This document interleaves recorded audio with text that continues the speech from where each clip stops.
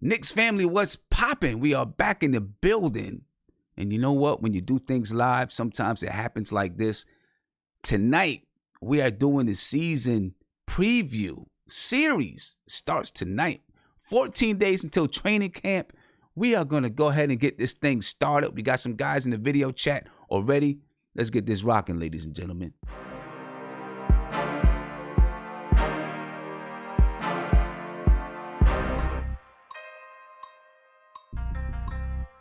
That's the G.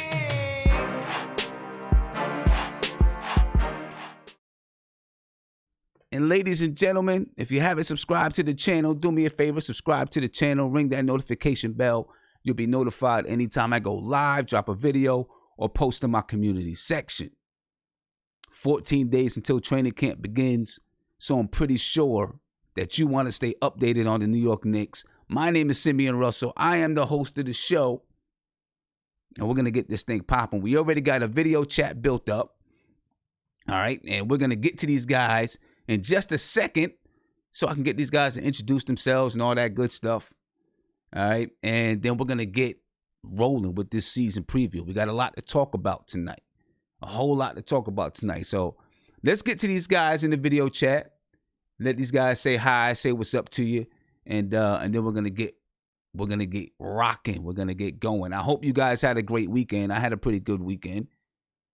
You know, busy weekend. But it was great. I was Friday night. We drove, or maybe it was Thursday night. Thursday night, we drove to Connecticut, about 7 hours from where I live. So my daughter could do her little basketball visit, an official basketball visit at Mitchell College. Some of you guys seen the picture that I posted in my community section. Saturday, we spent the day there, spent the breakfast there as we talked to the coach a little bit more about her system and stuff like that. Then we drove back. We didn't get back until about 11 o'clock at night, I think, because we stopped in the city. Then we stopped in Philadelphia, finally got back to Maryland. And then Sunday morning, we had another coach drive up to us and have about an hour, 2-hour workout with my daughter. So it was a busy, fun, and adventurous weekend. You know what I mean? Busy, fun, and adventurous. But I want to say what's up to the guys that's in the chat. And after I say what's up to these guys in the chat, we're going to go ahead and knock down this season preview, all right? So let's start with Guillermo. Guillermo, what's good, man? Yo, Sim, what's up, man? How you doing? Chilling. I'm good. I feel good. You know, I feel good. I feel good, but I feel bad because my Giants are horrible. It's okay, man. They're terrible. Gotta be the worst defense in the league. It's bad. Don't worry. Right now. Did you just see my terrible Jets, man? Like, you know what? I can't even say. Look, I say it's about my Jets, man. Having no Sam Darnold and having to try to get rid of all the bad draft picks and players that our OGM brought. You know, this is a year where you have to like shed a bunch of bad players. You know what I mean? Like Myles Garrett had a field day on bum ass Kevin Beachum. So it is what it is, Sim. Look, just look forward to next year. You guys actually have a decent foundation with your O-line and DJ. I mean, your defense sucks and your wide receivers aren't good, but Barkley. Well, so you guys, hopefully when we get a couple of guys back, we get Tate back and Shepard back. You know, maybe our receiving game a little bit better. Defensively, I don't know what we're gonna do. It's bad. It's real bad right now defensively. It is. The secondary looks terrible. I mean, guys, it's like they're playing flag football sometimes. I'm trying to tell you. Guys, I don't know if it's also the coaching too, man. Playing 10 yards off a dude when it's like 3rd and 2 is like not the smartest football. And I've never played football, but I can tell you if it's 3rd and 2, you probably want to play bump and run. Not bump and run. You probably want to play, bump and run, man, close up. You know, you put safeties to help out over top. But anyway, whatever. I'm just happy that my man R.J. Barrett, like I sent you an text. What did he say when they asked him who you like to posterize? He said, "I would love to posterize KP," and I love that. This dude has not put on a Knicks uniform on the court yet. This dude has not dribbled a ball for the Knicks. He hasn't scored a point for the Knicks. But he said, "Yo, your enemy, Knicks fans, is my enemy." And that's how every Knicks player, that's how every Knicks fan should think. Like, if you're not on my team, I don't like you. So I'm just happy that this dude is putting a target on his back because he wants all the smoke, man. That's how we should all be. Unlike Mark, who still support guys on other teams and stuff, like KP. You know, RJ Barrett is basically an anti-Mark, and anytime you can be the anti-Mark, that's a beautiful thing for us. So I'm happy for him, man. Yeah. All right. Let me get around and say what's up to everybody in the chat, man. And shout out to everybody that's joining us just joining us overall, and guys that's in the YouTube chat. Shout out to you guys. I thank you guys for being here with me. And when I get a chance, I'll shout you guys out a little bit. But right now, I want to get to the guys that's in the video chat. Mark, what's good, bro? Yo, I see Guamo trying to start the show off, trying to trigger me. But trying to start it off, already bring a little bit of juice to the show, right? Yep. He ain't gonna get me because he gotta watch out because Porzingis get everybody. So I ain't worried. RJ, don't speak on something that might not happen ever. So listen. We'll see. Happy to be on the show tonight. Happy you back. Yeah. Get the season started. We getting it started, man. This is the kickoff. This is for me, this is the official kickoff of the season. We have exactly 2 weeks until training camp. So from now until training camp begins, everything that we discuss is going to be leading up to training camp. We're going to be talking about position battles. Right now, tonight is just a general overview. Then we're going to really start to get in the weeds on Wednesday, talk about position battles and storylines. There's a million storylines to this season, so we got a lot to talk about. Let me get around to everybody, and then hopefully you guys are going to be listening in as I'm going through some of the things I'm talking about. Let me get around, all right? City, what's good, bro? Yo, what's going on, man? I'm chilling, man. How you feeling? How was your weekend? Oh, weekend was good. Not so good because you already know Giants lost, but we can throw that out the window. Yeah. First and foremost, just want to say, yo, congratulations, for you and your little girl and stuff like that. Hopefully everything pan out. And then second, I got to say this. Yo, I'm excited, man, because I want to see the guys in scrimmage. You know what I mean? I can't wait to see these guys in scrimmage to see what they're gonna be about. I want to see them go at each other hard body, bro. Like, you know what I'm saying? Like, not none of that extra stuff where, you know what I'm saying, where they just going halfway. Like, you know what I mean? I want to see those guys like step it up and really do something. Yeah, I think they're going to. I really do. I think they're going to step up and really do something. You know what I mean? With the guys that we got, scrimmage is gonna be extremely competitive, and that's what I'm looking forward to seeing, man. Yeah, I think it will. I think practices are there'll be some aggressive practices. I wouldn't be surprised if a fight or two broke out. You know what I mean? Isaiah, what's good, bro? What's up, son? I'm mad at you, son. You ain't gotta be mad at me, man. I'm mad at you, man. You ain't gotta be mad at me. Sim was supposed to. I was supposed to take Sim out in the family. We was supposed to have a good time. He didn't even pick up the phone call. Hey, bro, sometimes duty calls, man. He ain't text me back. Sometimes duty calls. You know what I'm saying? And if you gotta do what you gotta do, I told you. I texted you and told you. I don't think it's gonna happen.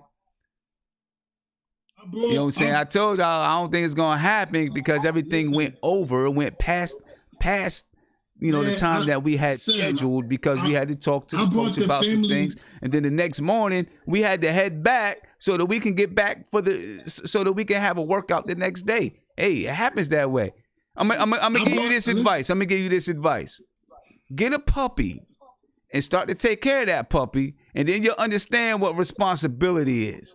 You know what I'm saying? I'll leave it right there. I'll leave it right there. Nate, I'm coming to you, Nate. What's up, Tim? What's good, bro? Oh, man, you always got something to say to Isaiah. I love it. That's my man, though. You know what I'm saying? I wanted to try to connect with him, but it didn't happen. But, hey, man, I got to give you a correction, man. Come on. Worst defense. Have you seen the Dolphins? Have you watched the Giants? Yes, but have you seen the Dolphins? 90 points in 2 games? No, I haven't. I haven't seen the Dolphins, but I have seen the Giants. Okay. The Giants' defense is just horrible. Hey, man, I understand that they're not good, but I mean the Dolphins have given up 90 points in 2 games. Yeah, that's pretty bad. I mean, it's pretty bad. I mean, they just traded Minka Fitzpatrick to the Steelers for a first-round pick. Yeah. So I mean, they're wholesaling their team. All right, well, then the Giants got the second worst defense in the league. Yeah, that's probably right. And that hurts because that's my squad. Yeah, man. Looking forward to talking some Knicks, man. So let's do it. Yeah, let's do it, man. Let's get with it, ladies and gentlemen. This is the kickoff for the season preview. We're going to be previewing the Knicks for the next 2 weeks. This is a general overview of everything that's happened with the Knicks for the offseason. And, we're going to kind of recap last season, talk about this offseason. And, then on Wednesday, we're going to really dig into it and get into it a little bit. All right, because there are a million storylines to this season. So many things to talk about with this season. It's crazy. So we got a lot to discuss over the next couple of weeks. A whole lot to discuss. And before we even get started, I'm pretty sure you've seen the video that I put out earlier today. The video is about the Knicks signed 4 players into training camp. Right, they signed and look, Amir Hinton, Lamar Peters, Kenny Wooten, and the other dude. I can't think of the other dude's name right now, but if you look at the video, you'll be able to check it out and you'll be able to see it. And those 4 guys, just another storyline that goes into camp. Chris Wilkes, he's got an injury. We don't know what his health condition is right now. The Knicks are still interested in Chris Wilkes, but if it doesn't work out the way that they'd like, they're going to give him another chance to have some medical reviews and those type of things. If it doesn't work out, then one of those 4 guys that the Knicks signed today will have a chance to earn or win that 2-way roster spot. So, we'll see how it goes there. All right, we'll see how it goes there. But for now, we're going to go ahead and we're going to get to business. So let's start off. We're going to start off with a season recap of the New York Knicks. And you see on the screen, you got Dennis Smith Jr., Frank Ntilikina. You got the Fizz kids on the screen. Right? That's who's on the screen right now. And let's start to recap it. Number 1, the Knicks record, man, was 17-65. They were worst in the NBA. They had the worst record in the NBA. Didn't work out for them the way that we hoped it would work out for them. Right? We hope that the Knicks were going to get that number 1 pick. They did not. They got the 3rd pick, though, and it may have turned out to be the best for the New York Knicks. Just may be the best thing for the Knicks. Last year, the Knicks' defensive rating, they were rated 26th in the NBA. Right, their defensive rating was 112.9. Now, I meant to have that on the screen, but I don't. Excuse me. Was 112.9, 26th in the NBA. Their offensive rating, they were 30th in the NBA with a 104 offensive rating. So you can guess why the Knicks were last in the NBA in record, right? I mean, obviously, we know what was happening. We know where they were tanking the season. We're going to get to that in a minute. The head coach last year, of course, was David Fizdale. There's a ton of questions about David Fizdale and what he's doing with the New York Knicks. And if he can be the coach of the present and the future. So what were the Knicks' goals last season? You see the record. You see their defensive rating and offensive rating. And David Fizdale, of course, he headed that up. What were the Knicks' goals last season? All right, the goals of the season. Number 1, develop the youth. That was the number 1 goal of the season. Develop the youth. Next, establish an identity and the culture. I'm not sure if that happened. I don't know if you know, but I'm not sure if that happened. I'm not sure if the Knicks or David Fizdale and the coaching staff developed any kind of an identity or any kind of a culture. I don't have any answers to that. The next thing was to nurse KP back to health. Well, that kind of went awry midway through the season because KP no longer wanted to be in New York. And there's people that argue a bunch of different things. People will argue that KP had his right to want to leave, and whatever it is, you know what? I get it. I do get it with KP, the way everything went down in New York. Phil Jackson, Jeff Hornacek, all that craziness. You know, maybe he just needed a break. He needed something fresh. But anyway, the Knicks traded KP. They traded KP, Tim Hardaway Jr., and Trey Burke for Dennis Smith Jr., DeAndre Jordan, and Wesley Matthews, and 2 first-round picks, 2 future first-round picks. All right. That's kind of a recap of the 2018-2019 season. And Coach David Fizdale was his first year with the New York Knicks. Fizdale is basically a rookie head coach, coached, half the season with Memphis, a few years back. So last year he was kind of a rookie. In my eyes, he was a rookie. So now the question, of course, for David Fizdale is, can David Fizdale coach this team? And we're going to talk about that because there's a lot of storylines to the season. But there you go. Real quick, once again, the Knicks were 17-65 last season, 30th in the NBA. Their defensive rating was 112.9. That was 26th in the NBA. Their offensive rating was 104. That's 30th in the NBA. Head coach David Fizdale. Their goals for the season was to develop the youth, establish an identity in the culture, and to nurse KP back to health. Most people would say that equals tanking. The big trade that happened last season, the Knicks traded KP for Tim Hardaway Jr. The Knicks traded KP, Tim Hardaway Jr., and Trey Burke for Dennis Smith Jr., DeAndre Jordan, Wesley Matthews, and 2 first-round draft picks. All right. That's the way that things went down last season for the New York Knicks. All right. Now, this season, obviously was headed off this season, to me, was kind of headed off with the offseason, right? It's kind of headed off with the offseason. That was the big thing. Traded KP. We had a third round. We had the third draft pick in the draft. We had the third pick in the draft. So the big thing was we're going to get R.J. Barrett, maybe KD, maybe Kyrie, and boom, we're set up for the future. We're looking at a championship soon. We're looking to be a championship team soon. Didn't quite happen. And to tell you the truth, I'm glad that it didn't happen. But let's get to the draft picks first, and we'll get to that. All right, we'll get to the draft picks first. We had the third, and actually we had the 55th pick, but we traded up for the 47th pick. So let's talk about the third pick. All right, the third pick in the draft was your man, R.J. Barrett. Right? And, a lot of people had questions about R.J. Barrett. I think most people wanted Zion Williamson, but I'm starting to really, I feel like R.J. Barrett may have just been the guy for the Knicks. And maybe, the same way that things happened with Kristaps Porzingis, maybe it happened the same way with R.J. Barrett.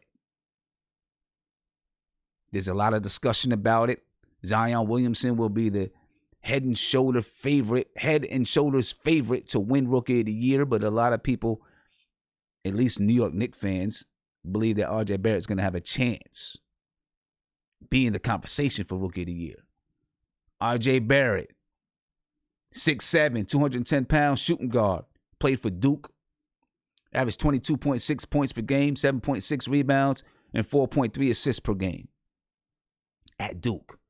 We'll see if he can make that translate to the NBA. With the 47th pick, which the Knicks traded up to get the 47th pick, the Knicks took Ignaz Brazdeikis. And you know what? based on the Knicks' history and the way that they were able to draft Mitchell Robinson, pull Alonzo Trier, although he wasn't drafted, a lot of people have confidence in this Knicks scouting team. And Iggy's in the summer league, he proved that maybe he was worth it. Not maybe, he was worth it. Ignaz Brazdeikis, he's also 6'7", 220 pounds, a small forward / power forward. He played at Michigan, 14.8 points per game, 5.4 rebounds per game. And he also shoots 39.2% from three. At least that's what he did in college. Okay. So before we move on from here, what I'm going to do is I want to talk to the guys in the video chat. I just want to hear from you guys, you know, just a real quick summary where you think we did for the offseason as far as the draft is concerned. You know, I mean, I think I know how you guys feel already. But we'll talk. Well, actually, you know what? No. Let's talk about the key losses and key additions first. Then we'll wrap up the offseason. All right, we'll talk about that first. And what I'm going to say here is most of you are probably going to say key losses. I don't think we had any key losses. Maybe there are a couple of key losses. All right, maybe a couple of key losses. So we're going to take a look at it real quick. All right. What key losses did we have this season? Well, let me start by saying this. And let me pull myself over real quick before I get to that. Let me start by saying this. Last season was all about developing the youth. And some of the guys that we brought in, the Noah Vonleys and the Mario Hezonias, Emmanuel Mudiay, who was traded for the year before, these were guys that Scott Perry and ultimately David Fizdale wanted to try and develop or help them develop so that they could be a part of this team. Well, none of those guys came back. It doesn't even seem like any of those guys will want it back, which obviously brings the question, what were we doing last year, which I brought up earlier? What were we doing? You know, none of those guys were brought back, even looked at to be brought back. I don't know if the Knicks even had conversations about him. It doesn't seem like it, because when they found out KD was going to Brooklyn, it was boom, boom, boom, boom, boom. They knew who they wanted, and they knew who they did not want. And obviously, these guys they didn't want. But let's take a look at our so-called key losses anyway. All right. DeAndre Jordan. I think DeAndre Jordan is a key loss. I did want to have DeAndre Jordan back, especially if we had Kevin Durant come play for the Knicks. Right? I really felt that DeAndre Jordan was very, very good for Mitchell Robinson. He was really good for Mitchell Robinson. I think he, in the couple of months that he was here, that he was with the Knicks, I think he really helped Mitchell Robinson take some steps forward. You started to see Mitchell Robinson come out of his shell when DeAndre Jordan came to town. And maybe it would have happened anyway. But I feel like DeAndre Jordan helped them. It seemed as though they kind of had the same type of personality. Obviously, you know, they had the same history in being, you know, drafted in the second round, and they had the same type of a skill set, you know, so it was a natural bond. And you've seen it come through in videos that was placed on social media and all that kind of stuff. I think DeAndre Jordan will be missed, even though he's only here a couple of months, simply because of Mitchell Robinson. Emmanuel Mudiay, you know, I don't know if that's too much of a key of a loss. You know, it is what it is. I think Emmanuel Mudiay found himself in a good situation in Utah. I think his skills will be maximized. I think he's going to play better defense there. He's not going to be dependent on to be the primary point guard. He can learn behind Mike Conley. And then when Mike Conley is gone, maybe he's the next guy to step up. So I think he found himself in a very, very good situation. Mario Hezonja. You know, I think he still is going to have Mario Hezonja is going to find his footing in this league at some point. The Knicks lost Mario Hezonja. The Knicks lost Noah Vonleh. You know, and both of those players, though, you know, we picked up guys that are going to replace them who are much better than both of those players. So you can't argue about that. And then Lance Thomas, you know, of course, we picked up other vets that will be able to be leaders as well as contribute on the floor. And I know, listen, I was big on Lance Thomas that he was a good leader, but he didn't produce. And you want to have guys that's going to be able to produce. He didn't produce. So that's that. Key additions. Let's check out our key additions for this season. Julius Randle. That's the big guy. That's the one. A lot of questions about Julius Randle and whether or not he can take it to the next level. He had a career year in New Orleans last season. Now, he is the man. When he was in New Orleans, he was playing behind AD, Anthony Davis. Now he's the guy. The question is, can he step in and take the Knicks, carry the Knicks? Can he be that leader? Can he elevate his play, elevate himself to being a star, an all-star in his league? I think that he can. You got Bobby Portis. He's going to be a good role player for the Knicks, a good guy to come off the bench. He's not worried about starting. He's glad to come off the bench. He can heat it up. You know, we've seen him drop 30, points several times last season and in the past. The guy can score. He can shoot from three. It's like 39% from three. 6'11". He can play power forward, stretch forward. That's his position. But he can play some center as well. Good addition, I think, by the Knicks.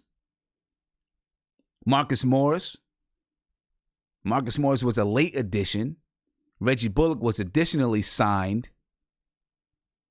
But then with his health issues, the Knicks were able to renegotiate his contract and sign Marcus Morris, steal Marcus Morris from the San Antonio Spurs, and sign him for $15 million. Now, it's my guess that Marcus Morris is not going to be here long term. Right? It's my guess that Marcus Morris is going to be here this year and then probably move on because he's playing the game a little bit. He knows that there's not a big free agent crop in 2020, and he may be one of the top guys out there, so he's looking for a payday. And I don't think the Knicks are going to be looking to commit money to someone like Marcus Morris. Not that Marcus Morris is not worth money. He's not valuable, but I don't think they're going to look to commit money to Marcus Morris before 2021 or anyone before 2021. Because they're looking at that free agent class, the Knicks are.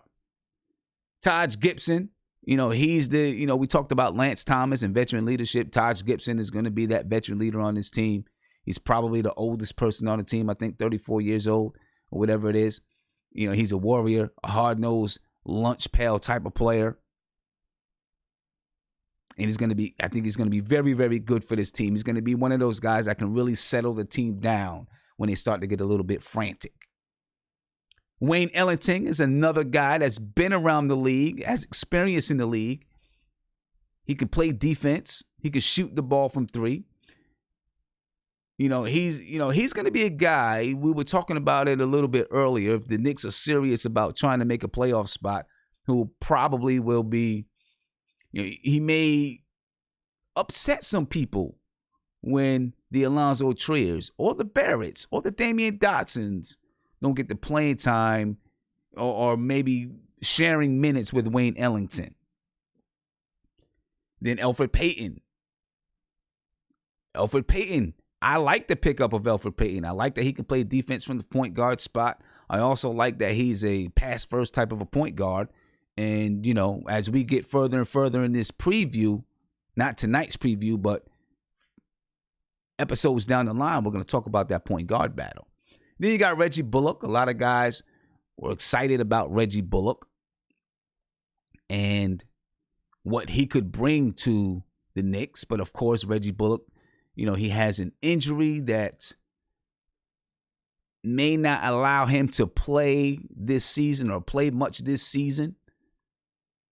So the Knicks were able to renegotiate that contract, which allowed them to sign Bobby Portis. We'll see how that whole thing ends up. But if he is able to play, he's a good defender.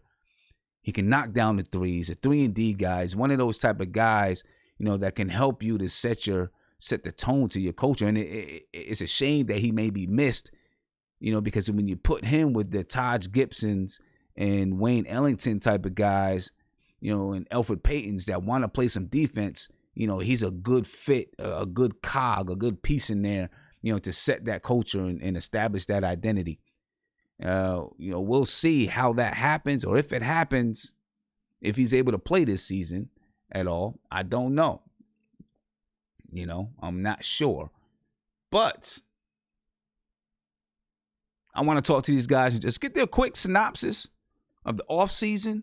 I know we've talked about it a lot, but since this is a season preview, we're going to get into it again. Right? We'll get into it again, and then, we'll take a quick look at the salary cap after this. All right, so let's talk to our guys a little bit, and you can call in too, 516-405-2246, and we'll get your take on things. But, keep your comments quick.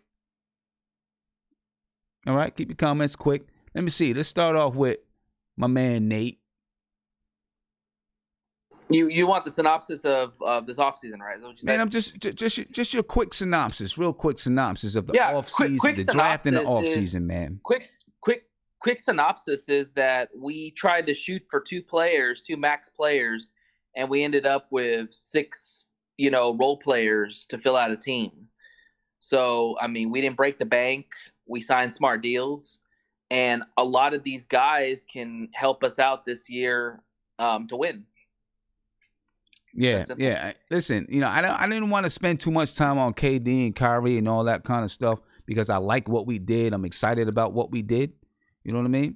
So I don't want to spend a lot of time on him. I want to focus on the guys we had. But I think, as I said time and time again, that Scott Perry, Steve Mills did a wonderful job in free agency. That's just my opinion.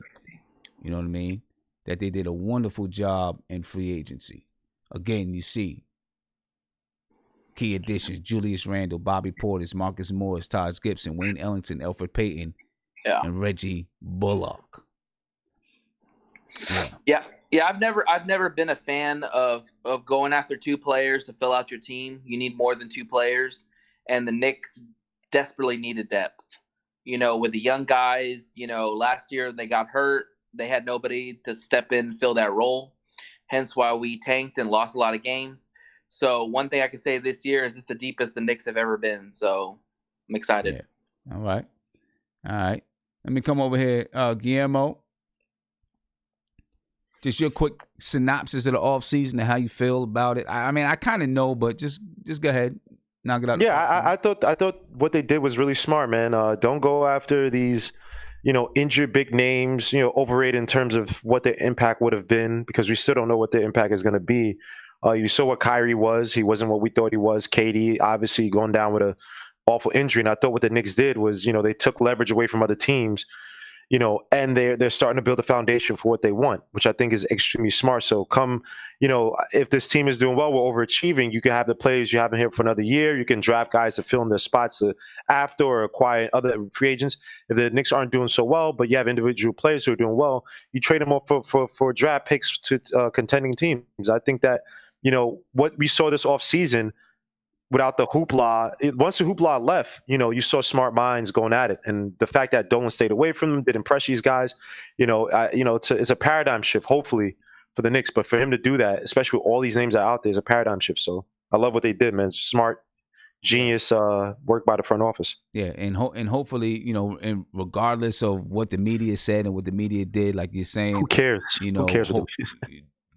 People don't get it. They don't understand. You know what I mean? They don't watch basketball, Sim. They honestly got most of those guys in media don't watch basketball. The ones who did, like Elmin Hassan, he was actually, and Jalen Rose actually said the Knicks actually did the right thing, and they might have something next year. So I don't listen to like Rachel Nichols and Stephen A. Smith with his like a quarter of a hairline. Like these guys, they don't watch basketball. So who cares what they talk about? Hopefully it's definitely the start. Like you said, a paradigm shift. You know what I mean? Because we definitely need it. We definitely need it. City. What about you, man? Quick synopsis of the offseason. How you felt about it? Hey, offseason, we did what we had to do, man. Like, that's just first and foremost. Second, offseason stuff, it looks like this, man. We didn't get what everybody claimed we was supposed to get. You know what I'm saying?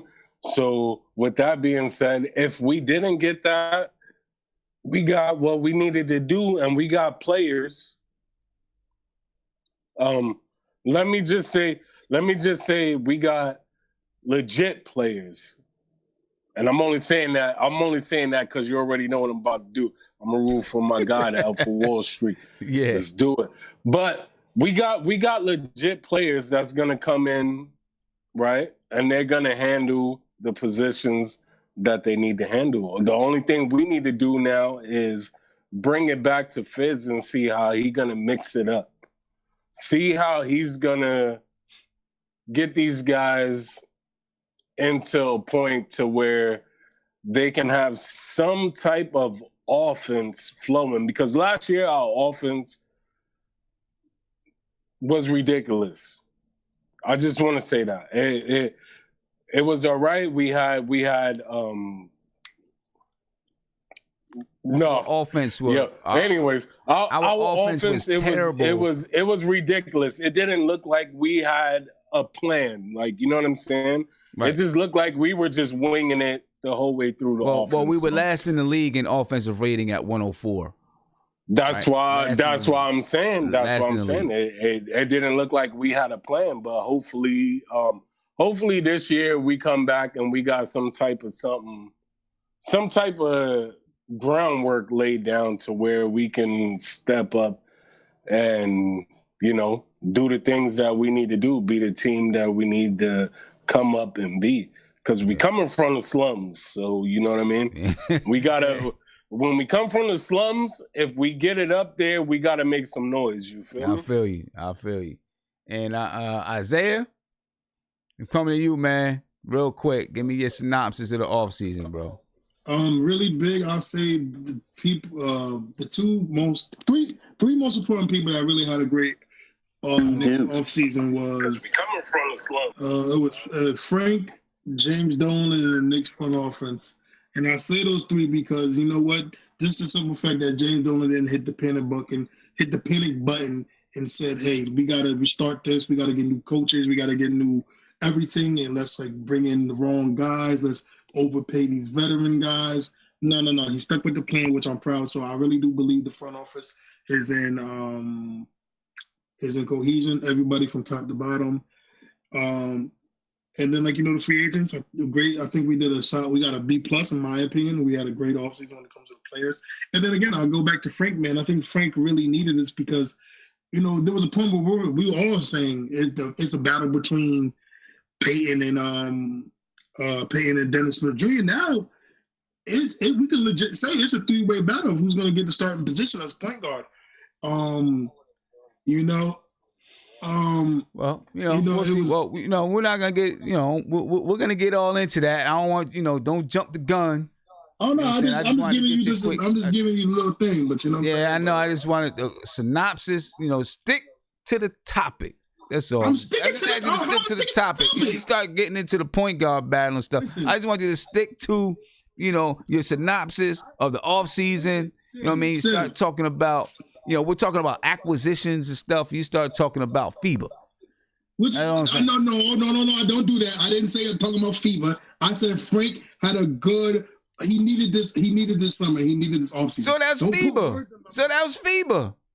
Yeah, but we just talking about acquisitions. I didn't say FIBA. We're just talking about acquisitions. We're gonna get to that, Uncle Jemima. Hey, stop calling me Uncle Jemima.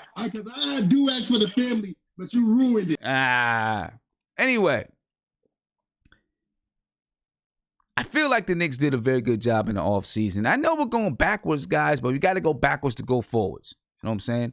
Got to go backwards to go forwards. I think that the Knicks did a really good job in the offseason, and they did a really good job managing the salary cap. Right? Because of all those guys that we discussed, and I'll bring those key additions up one more time.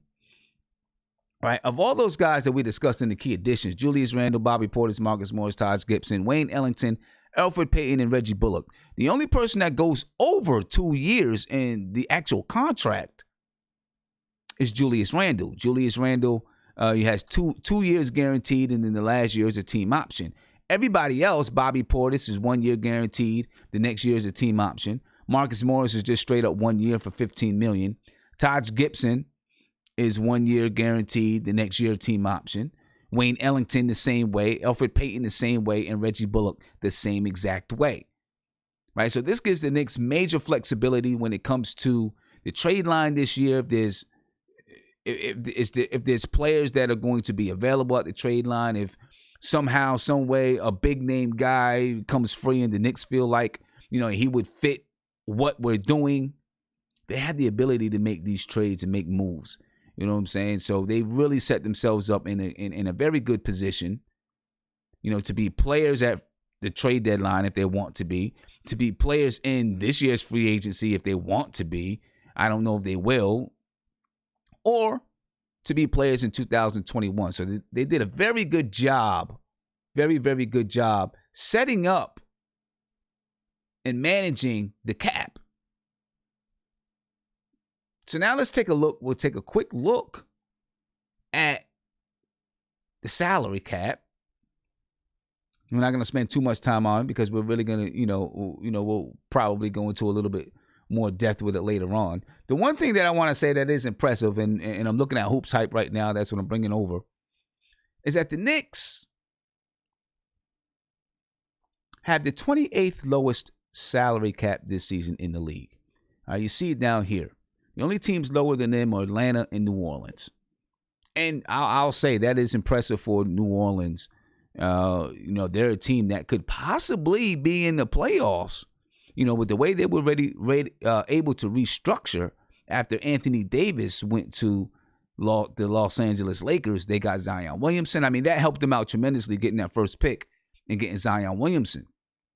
Helped them out tremendously and gave them the ability to restructure their team and not really have to go down to the bottom, but possibly, very possibly be a playoff team.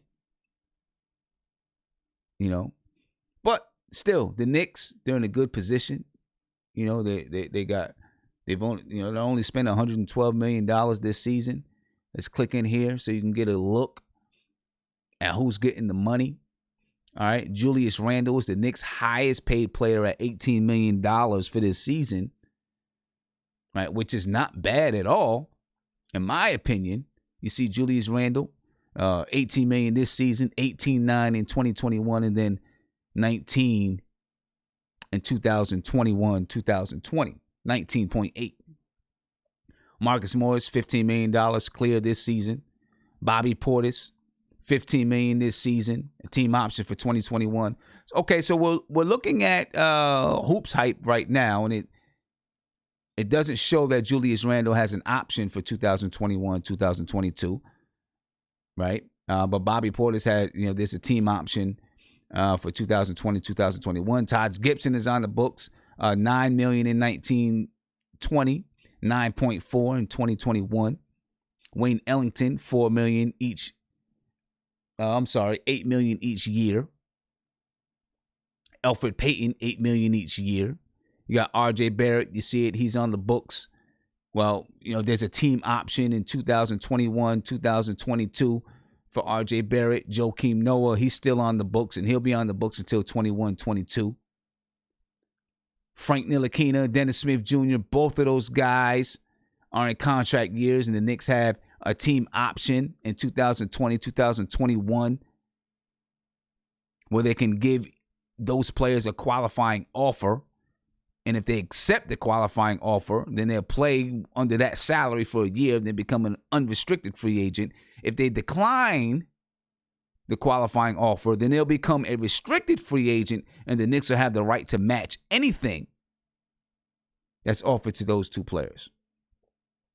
So that's another storyline coming into the season. Kevin Knox, you see Kevin Knox as a team option for 2020, 2021, but another team option for 21, 22. He's on the books until 22, 23.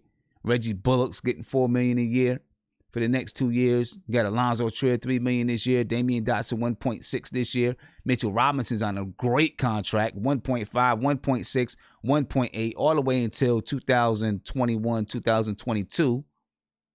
And then you got Iggy, $900,000 this year, 1.5, and then a team option in 21, 22 for 1.7. That's what our salary cap looks like right now. That's where our salary looks right now. Like I said, I think the Knicks did a wonderful job managing this salary cap. Decent deals. Maybe some guys got a little bit more. Some people, wondered did Taj Gibson get more than he deserved or whatever it is. But I think the Knicks did very well with the salary cap and managing that salary cap. So kudos to the Knicks and those guys. And like Guillermo said, hopefully, this is the start of something new for the Knicks, of being a smart regime, a smart organization, because it hasn't always been that way. Hasn't always been that way. So what's this lead us to, ladies and gentlemen? This leads us to storylines for the season. That's what it leads us to now. Because the storylines for this season are plentiful. When I say plentiful, I mean the storylines are plentiful. There's going to be a lot of storylines going on this season. We're going to get into, and we're not going to break down the storylines right now. Maybe we'll talk about them, break down a few of them, but we have videos coming out that's really going to break down these storylines. And really gets into it a little bit. But the storylines coming into the season, it's going to be exciting. I can tell you that. So let's start with the first storyline coming into the season. The first storyline that I think coming into the season is about David Fizdale, in my opinion. And that is David Fizdale the right coach for the Knicks? And I think that's a big question. Because last season, you kind of got to throw it out the water. Out the window. You got to throw it out the window, in my opinion, last season. With the way things were going down with the Knicks, obviously tanking the season, player turnover, half the players not even NBA caliber players. How can you determine anything about David Fizdale? I don't think you can. So this season, to me, is going to tell me whether or not David Fizdale can be the coach today and the coach for the future. And like I said earlier, David Fizdale this is almost like his second season as a head coach. Because being a head coach is much different than being an assistant coach. He was an assistant coach with the Miami Heat for a long time. But it's much different being a head coach because all the responsibility falls on you. There's nobody else to point to. Point to yourself. Can he develop an identity and a culture? See, that was supposed to be happening last season. It's hard for me to say that happened. How can you say you developed a culture and an identity, but then bring in 7 new players? That's not a culture or an identity. Because once you bring in new players in that amount, everything changes. Whatever your identity was, it's going to change. Whatever your culture was, it's going to change. You can't help but for it to change. Because half of your team is new. Now, so hopefully this season, they are beginning to develop that culture. Develop that identity. We keep some of these players. We got a lot of young players. You're talking about Kevin Knox, R.J. Barrett, Lonzo Trier, Mitchell Robinson, Iggy, Dennis Smith Jr., Frank Ntilikina. A lot of young players on this squad. Hopefully I said R.J. Barrett. I think I said R.J. Barrett. A lot of young players on this squad. And then you got some older vets. Hopefully some of those older vets can stick around for when we become better. Hopefully those older vets are helping to establish an identity, establish a culture. Now, I want to know what the goals are for the season because it's hard to say looking at this team. It really is. It's very hard to say what to expect from this team this season. What are we doing? That's what I want to know. What are we doing? Are we trying to win? Are we trying to get into the playoffs? I guess we'll find out when the season really does get going and training camp gets going. The lineups that you see on the floor, I think, will tell the story for you. It'll tell the story for you. My guess, my assumption, is that the Knicks want to win as many games as they can because not only is it good for you just winning, but it's good for the players' development. It's good for the culture, and it's good for your identity if that's what you're trying to do this season. If you're trying to develop those things, winning has to be part of that. If you're trying to develop a winning culture, then trying to win and not trying to lose has to be part of that. Has to be. If it's not, you forget about it. You can forget about it. So if you're trying to win game, if you're trying to develop an identity and a culture, you got to be focused on trying to win basketball games. You know what I mean? That's just my opinion. I could be wrong. I could be very wrong. But I'm not. I'm right. The next thing. How will Fizdale manage the lineups? It's another storyline of the season because the Knicks have a lot of players. You've heard a lot of people talk about the depth of this team. And just because the Knicks have depth doesn't mean that they're all of a sudden a great team. Having depth doesn't always equal greatness. You know, you can have depth, but everyone is at below all-star level, and then you're probably not going to do so. Or, you know, you're just going to be mediocre, right? That's probably where the Knicks are right now. Maybe we have an all-star player in Julius Randle. We'll see how that works out. I think he's going to be able to step to that next level. Then everyone else is going to be, you know, everyone else are role players. Maybe Dennis Smith Jr. is able to take a step. We'll see what R.J. Barrett does and what he is. But how is David Fizdale going to manage it? Because there's a lot of questions when it comes to these lineups. A lot of questions. And who you put on the floor, who's going to play? How do you play veterans to win, but also make sure the young guys get their time to develop? Can Fizdale foster a defensive mindset? You know, coming into when David Fizdale came in last season, that was the story on him, that he was a defensive guy. He was going to push you. He was going to make you better. He wanted the team to be defensive. Well, our defensive rating was 112.9. We were one of the worst teams in the league in defensive rating. A lot of that has to do with the players. A lot of it had to do with the players. So we're going to see. Now you got some players that can play some defense. You got some players that know how to play the basketball game, right? Because your defense isn't always just the hustle and energy you put on the defensive side of the floor, but sometimes your offense leads into your defense too. If you can score efficiently, you can get back on defense so you can get stops early, right?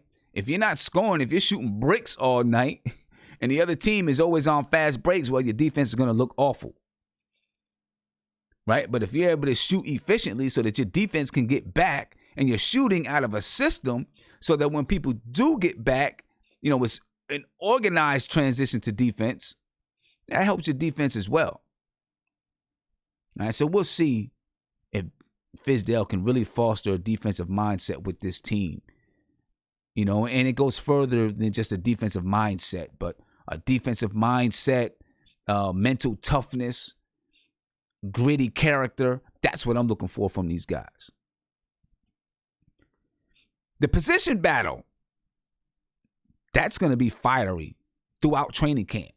So we're going to talk a lot about that starting on Wednesday.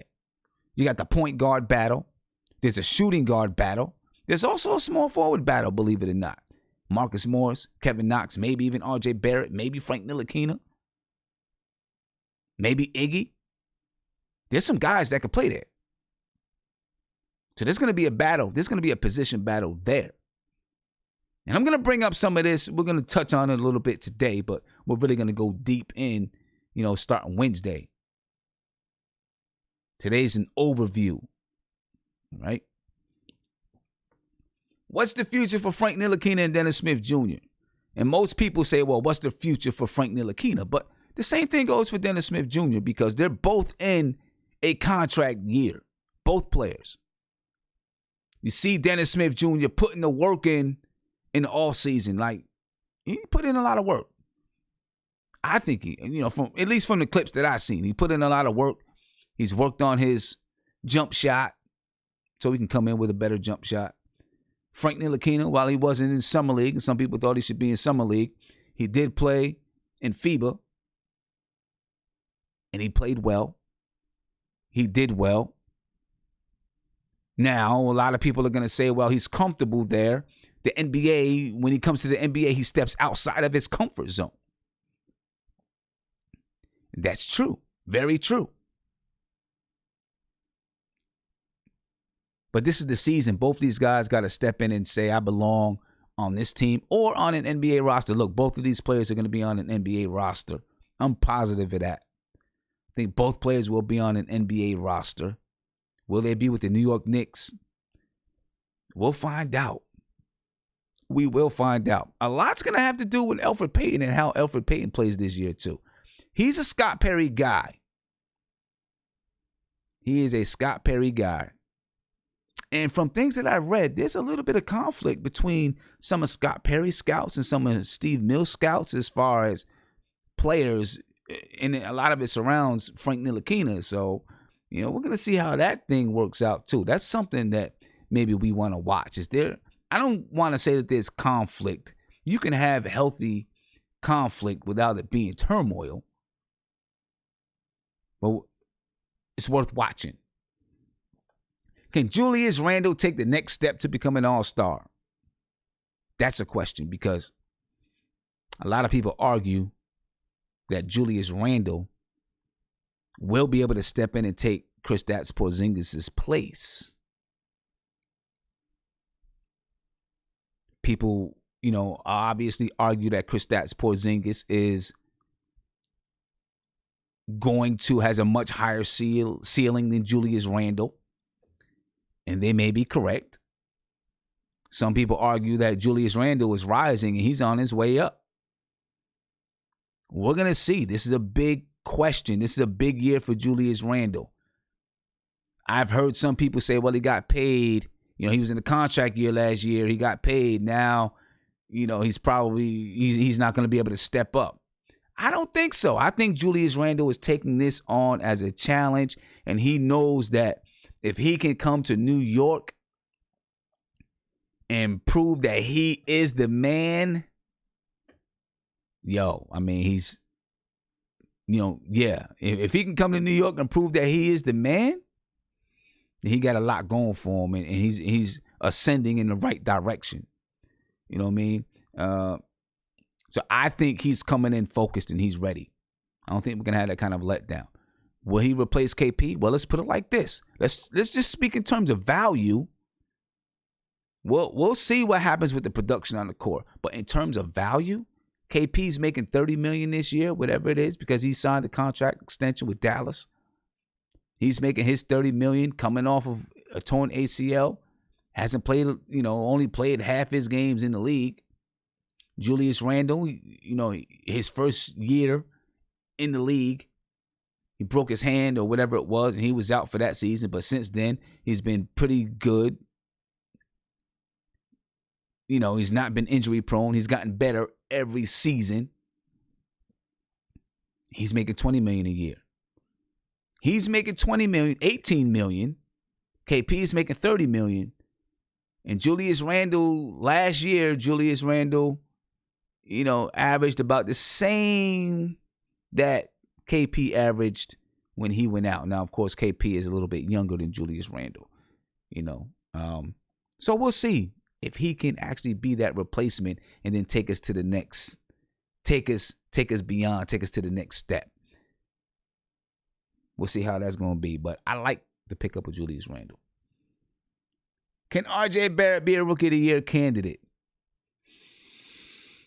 And then, of course, that goes into even more about R.J. Barrett. But let's start with Rookie of the Year. I don't want to get into can he be an All-Star, can he be an All-NBA player. I don't even want to get into that. I just want to focus on the Rookie Year. Can he be a Rookie of the Year candidate? I think he can and will be. And if the Knicks play well and are contending for that 8th seed or higher, his name will be ringing bells. If he, as long as he's playing well. But I think he will. I think he has the mindset, the toughness, the heart. I think he's made for New York. And then the development of Kevin Knox, Mitchell Robinson, and Alonzo Trier. The rookie trio from last season. Of course, we want to see how did those guys develop over the offseason. We got a chance to see Mitchell Robinson. We got a chance to see Kevin Knox in the Summer League.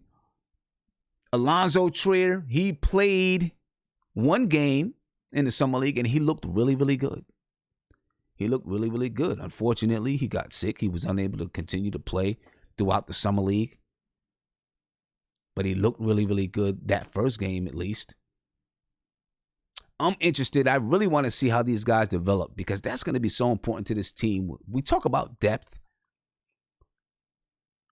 Those three guys right there, they add so much to the depth. And then, of course, Frank Ntilikina and Dennis Smith Jr. as well. But those three guys, man, they were rookies last year.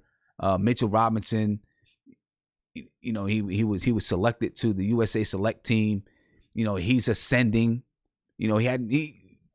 The guy didn't play organized, like a high level of organized basketball for a year, and he came in last year and did what he did. We're going to see if he can continue to ascend this season. Now, you're talking about your rookie season. People kind of know what you do. People will be scheming for Mitchell Robinson. We'll see how he reacts to that. And it's going to be up to David Fizdale to help him counter whatever strategies coaches put in front of him. David Fizdale and guys like Taj Gibson, Bobby Portis, they're going to need to help Mitchell Robinson understand how to fight over some of those obstacles that other coaches are going to put in front of him. Alonzo Trier, Alonzo Trier is a natural-born scorer. I think he has heart of a lion. He's one of those guys that, to me, I think can get it done in the clutch. I want to see if he developed this game to be able to, run off screens a little bit more. We know we can shoot off the dribble. We know we can penetrate off the bounce. You know what I mean? I want to see, can he catch and shoot? Can he come off screens? I want to see, has he developed his game to do those things? A lot of people want to see him be more of a distributor. I want to see that he develop his offensive game because that's what he's going to be for this team and in the NBA. It's not going to be a distributor. So I'm not as much worried about him being a distributor as what kind of shots is he taking? Where is his shot selection coming from? Now, can he share the ball a little bit here and there? Of course. You know what I'm saying? To play within the offense, yes. He's a young guy, though, and he can learn those things. But I want to see, did he learn to shoot off did he learn to catch and shoot? Can he catch the ball in the corner and knock it down when somebody else penetrates and kicks it to him? Off of a quick shot. Not have to catch the ball and take a dribble first or make a move to get himself comfortable or make a move to get rhythm. You know what I'm saying? A lot of that has to do with the ball moving in rhythm as well. But I want to see how these guys develop. That's another storyline for me, at least. how did these guys develop throughout the offseason? I want to hear from you guys, ladies and gentlemen, and I'm gonna check the chat, but I want to hear from you guys. So give me a call, 516-405-2246. Call in and talk to me, man, about what you think and how you feel about the upcoming season. All right. And I see we got OG Mark joined us in the chat. I'm gonna talk to OG Mark, and find out what he thinks about those storylines and what other storylines does he think will be facing the Knicks this season. OG Mark, what's good, man? Hey, what's happening, Sam? I'm good. So, what was your question? So we were talking about storylines of the season, and I got a million of them, man. I have 10, 12 storylines that I think are really going to be questions this season. So, yeah. So honestly, I think there's probably even more. Yeah. So I think that my storyline is the new New York Knicks. I mean, we have Mitchell Robinson, we've got Knox, we've got R.J. Barrett, we've got Trier, we've got so many cool young players that have joined the team, and something that you spoke about a little while ago, which was this is really the real proving ground for our coach to really step up for the first time and take control of a team. No more excuses. I don't want to hear about, now we were losing, trying to get to a better pick, because those days are done. Now it's time for him to start to teach these guys how to battle for every single inch and see where the winds take us. I'm excited for it. That's a storyline for me. Yeah. Okay. I ended, talking about those storylines with, Kevin Knox, Alonzo Trier, and Mitchell Robinson. Sure. What areas do you want to see those players develop? I want to see them to develop in team play. In other words, I want them to become stronger by joining together by the sum of their parts, kind of like a chain or a group of people just battling through. In other words, they're in a battle and they know what the other guy is going to do. So there's nothing like that experience. So I'm looking for them to develop, really become a defensive team, and really become a team that's going to break the defense down to its last toothpick and slam that ball in the hoop, draw the foul, kick it out to that three-point shooter. I want us to win on our own terms, and I want us to our young people to see us winning on our own terms, and that'll put the fire under us. Okay. All right, cool. I'm gonna come back around to you, Mark. I'm gonna come back around to you. Let me get to a phone call. All right, caller, you're on live with Nothing But Knicks. What's popping? What's popping, Sim? It's Worldwide, calling from Long Island. I'm good, brother. How you feeling? I'm good, man. Can't complain, man. So, hold on, let me lower this volume down a bit real quick. But I think the narrative for the season, one of the narratives, I should say, is going to be to trade or not to trade, right? I think that we're going to be a scrappy team throughout the season, the early stages of the season. You know what I mean? We're going to be close to 500, if not a game over or a few games under. And the narrative is going to become, because we're going to have a glut of players at 2. We got a couple of 4s, you know what I mean? We got a couple of guys that some playoff teams can use. Somebody's going to become available. Somebody's going to demand a trade. And obviously there's going to be speculation, as always, if the Knicks are going to trade for them. And it's going to be a huge narrative. Like, do we not break up the rebuild, but do we tinker a little bit? You know what I mean? By adding another veteran, skilled veteran, maybe a younger veteran who's skilled, who's acting out of his team, for some of our young players. We'll obviously still retain some of these young players, but we're going to have to get rid of a few of them. So I think that's definitely going to be part of the narrative for the season, or one of the narratives for the season. As far as Fizdale, I think that's one that I missed. I think that's definitely going to be a narrative of the season. I think that's one that I missed. What happens at the trade deadline at the Knicks, especially if somebody becomes available, how do you move from there? Definitely. Yeah, and then how do you determine what players you're going to give up? Because, I mean, let's say that Barrett is showing more promise than Knox, or vice versa, right? So when a trade proposal comes up, whichever player is showing more promise, obviously the other team is going to want, is going to prefer to the other. So are we going to put our foot down and say X, Y, and Z is untradeable, and then you could just pick from your pool of all these other players? Are we just going to look to trade future picks? Like that's going to be a key part on not just this year, but like the next 5 years, who we retain and who we can acquire, because this team's not really a finished product as is. And I think that they even acquired a lot of these players knowing that at some point we're going to have to pull a trigger, to make some type of a move, right? To give like maybe 3 players for one, it's a situation like that. Right.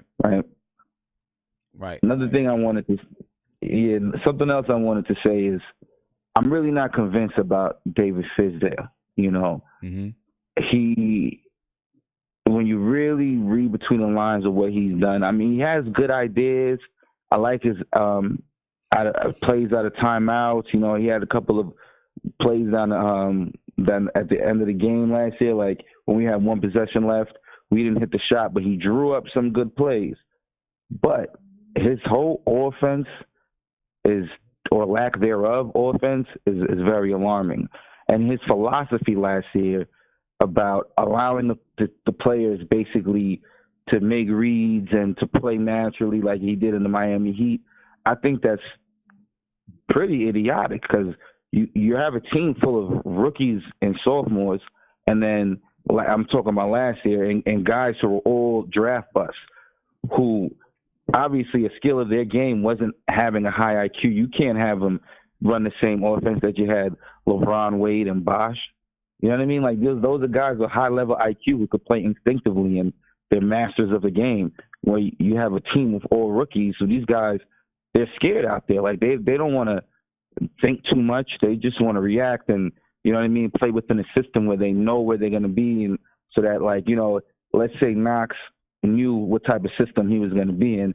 After practice, he could say, okay, let me master shots from the elbow, or let me master shots from this area, this location where I'm going to find myself within the offense. And all the other players could have done that and developed some sort of consistent chemistry instead of playing helter-skelter basketball. I felt like at the times last year when we were playing good, we just like stumbled upon playing good. And it's almost like this organization, the staff, the coaching staff didn't review the film and say, okay, we excel doing this and this. Let's build upon this. Let's use this part of our offense. It was just helter-skelter from beginning to end. So he's got to clean that up. Yeah. He can't have Julius Randle like playing scrambling basketball. He's got to have him coming off pin downs, coming off screens, them having like some fake actions to get him into the post so he can have a one-on-one. He's got to get Bobby Portis off pick and roll so he can be open for 3-pointers. But that's going to be a huge factor as to whether or not we're successful. Yeah, I definitely agree with you. A lot of times I looked last year and said to myself, yeah, we would get a win or play well, but it wasn't intentional. You know what I mean? It just, we happened to have a good shooting night, or the opposing team happened to shoot bad that night, but it was never intentional. I don't even know if David Fizdale and the coaching staff schemed for other teams. I didn't feel like they schemed or had strategies to play against other teams. You know what I mean? No, absolutely not. Mm-hmm. Yeah, so this is definitely going to be a big year, for Coach Fizdale, to see what Coach Fizdale can and can't do, and to determine whether or not he is the coach going forward.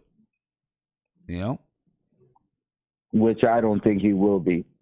I think ultimately, I think he's going to live out this contract. What is he? After this year, he has another 2 years, right? Yeah. So they're going to give him this year, and then next year he's really going to be on a hot seat. But in all likelihood, like just looking forward, whether we probably won't make the playoffs this year, unless something great happens. The following year, we probably will make the playoffs. But we're going to reach that point where, like, has he reached the height of his potential as a coach? And then we're ready to move on to another coach who can take us to that next level of success. Yeah.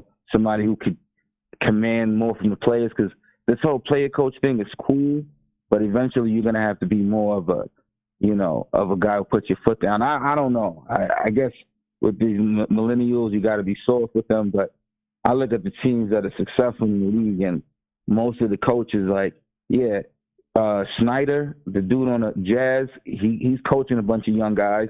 He's a quote-unquote players coach, but he doesn't play games. You know what I mean? He's not out there trying to buddy it up with his players like Fizdale is. Like, there's a line that you can't really cross where, you know what I mean? I don't know if Fizdale has crossed that line where he's being too friendly and too relatable with these young men. So yeah, we got to see. He got one more year before he's on the hot seat. I'm with you 100% on that, man. You gotta establish that boundary. I'm your coach. I'm not your friend. That's simple. Absolutely. You establish that count, because once you become their friend, you cross all kind of lines, and it becomes hard for you to. I was watching Moneyball the other day, right? You seen the movie Moneyball? Where the dude was using the analytics, to help in the Oakland A's, they weren't playing good because they were using analytics, and then they start catching fire. They won 20 straight games. But he told his assistant general manager to go on the road with the team. The assistant asked him, "How come you don't go on the road?" He said, "Because I can't get personal with these guys, because I may have to cut them, trade them, or whatever it is." You know what I'm saying? And obviously, Coach Fizdale doesn't have to make those decisions. It's Scott Perry and Steve Mills, but you still got to make some tough decisions as a coach. And when it comes time to disciplining someone, you can't have feelings involved. You know what I'm saying? Let me say one thing. It's funny that you say that. Kind of like reminds me, like, I think part of the reason why he played Moutier so much is because he got a little bit too personal with him. He made a public declaration that he was going to look out for him and he was going to get him right. I think behind the scenes they probably spoke too much, and then when the season was progressing, he was like, "Yo, I already made a promise to this dude," knowing damn well that he was not going to be part of our future. What's more important for the future of the Knicks? To ensure that Moutier's NBA career is continued, or to ensure that we know definitively where Frank stands? You know what I mean? Like, now this year, we're moving into year 3 of Frank's career, and he never legitimately got a shot, man.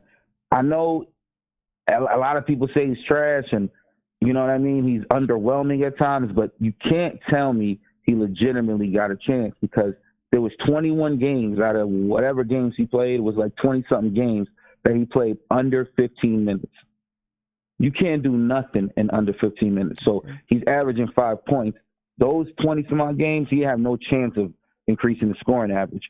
The games where he did play over, I think it was like 28 minutes, we were close to 500 as a team. Say what you want about that. Our best lineup was with him in the starting lineup, whether it was at point guard or small forward, But he's not going to have a legitimate chance this year. The only thing he did this summer with FIBA was improve his trade status. That's all he did. Okay. Because he's, other than preseason, there's no way that you brought Elfrid Payton here, a veteran, six years in the league, to sit on the bench. He's at the very least going to get that backup position. Okay. And Dennis Smith is going to get the starting position. It's cut and dry. It's only 48 minutes in the game.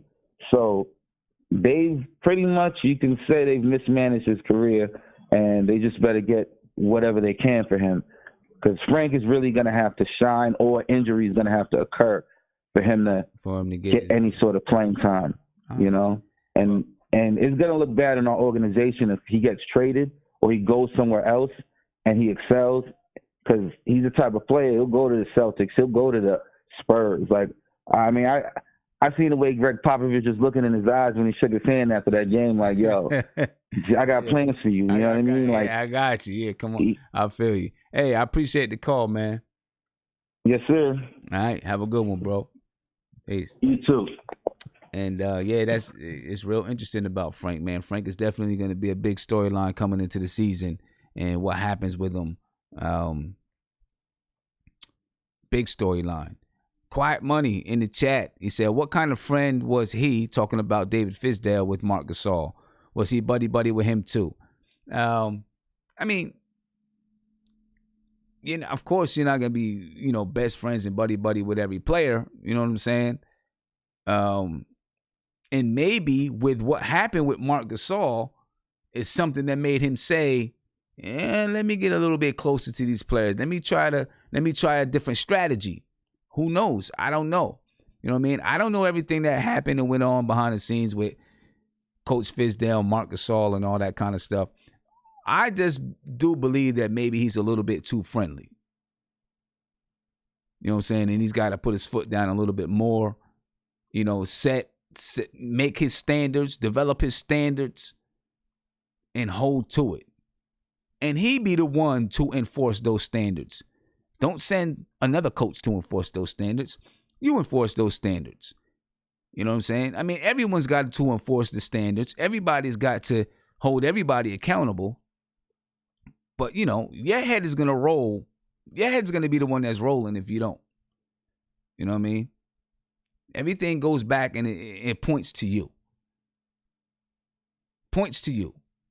I just think you can't be, you just like a parent can't be friends with their children. Coach can't be friends with the kids, with the players. They have to be the coach. It's a relationship, and you can have a close relationship as a coach and a player. But it has to be a coach and a player relationship. You know what I mean? I just do believe. Caller, you're on live with Nothing But Knicks. What's popping? Do me a favor. Make sure you turn that down in the back, please. No doubt, Tim. What's popping with you, man? What's your storyline? What is the storyline, the biggest storyline that you're looking at for this season, my man? I think the biggest storyline I want to look for is, I think, just surprise. I want to see the Knicks come out and we don't have to. We don't like, even if we're close to 500. If we're playing 45, 43%, I mean, we're a few games under 500. Like I said, I'd like 35 wins, and New York is going to be bumping, and you're going to have a million shows next summer about our potential and who we can get and who's this, that, or whoever we decide to go with. So, I mean, I watched a bunch of Fizdale games with Memphis, and then I, did a bunch of, little research on it. Just, I wanted to see how he coached that team, because, they were 43 wins and were 8th seed in the finals, and they didn't, and I mean in the playoffs. So okay. Well, I mean, playoffs. We'll see. I want to see training camp. Let me see what training camp looks like before we get to, before I could say, yeah, we will make the playoffs. Let me see what training camp looks like. See how these guys start to mesh together and work together a little bit, and then let's talk about playoffs. I just want to see what that training, what I'm not. Looks like. No, I wasn't talking about like the Knicks in the playoffs. I don't think we're making it. I just want to see them surprise some teams in the East, well, in the NBA, and I think we have the roster to do it. I mean, if you looked at that Memphis roster, he had only real good players he had were Mike Conley, who missed half the season, and Paul Gasol, who was hurt for like 10 games. Yeah. Okay. And he took Jermichael Green and a broken down Vince Carter and second to last year of Zach Randolph and some role players. And they were shocking teams. They were beating teams like Spurs and, they were holding their own defensively. And I think he assembled another lineup like that. I think, last year was, we knew it. We don't need to say it. We know what happened. And this year, I think he assembled Julius Randle, putting up nice numbers. He hopes to get something out of the five point guard / shooting guards we have. One of those guys is going to step up. And then he put a nice defensive team around it. Young guys, energy guys, and I was looking at the numbers he had for that team, and he, for a majority of the season, he had a 10 to 12 man rotation, especially when Gasol or Connolly was out. He added a couple of new guys. He was playing, and most of those guys were playing 15, 16 minutes. So I think he wants to stretch it out. So, I don't know what happened with Marc Gasol, but I after looking at that season and then, seeing how we were in a lot of games, like I didn't agree with the guy before who said that, we didn't have any marquee wins or, he didn't, like, oh no, actually you said it. You said we would win by accident. I know for sure that Memphis game, we went out and with the game plan to win, and we did everything we could to win it. And then, there's that one Milwaukee game. The Knicks gritted it out, and guys came up big in the fourth quarter. And I just think we had a lot of youth. And I just think Enes Kanter was such a horrible, horrible defender that it didn't matter what we did the first 3 quarters of the game, because Enes Kanter, everybody knows he's a pick and roll. He's the worst pick and roll center in the league. So they just ate us apart in the fourth quarter. Maybe about Enes Kanter, but when he went to other teams, he played better. Somehow magically he played better when he went to other teams, and maybe those other teams had schemes. He had better. He went to Portland, and McCollum and Lillard are going to shoot you into games where they're going to score. But he played better. I think I watched the games. He played better defensively, and maybe the matchups just went his way. Maybe the coaches did a better job scheming and disguising, and having ways to hide Kanter's deficiencies. You know what I'm saying? That's what coaches do, because they played a lot of Myers Leonard in those playoffs too. And what's his name? Zach Collins really stepped it up.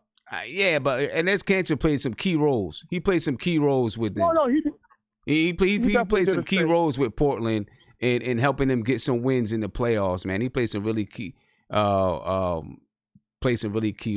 But hey, I'm gonna let you go, man, so I can get to some other people. No, thank you very much.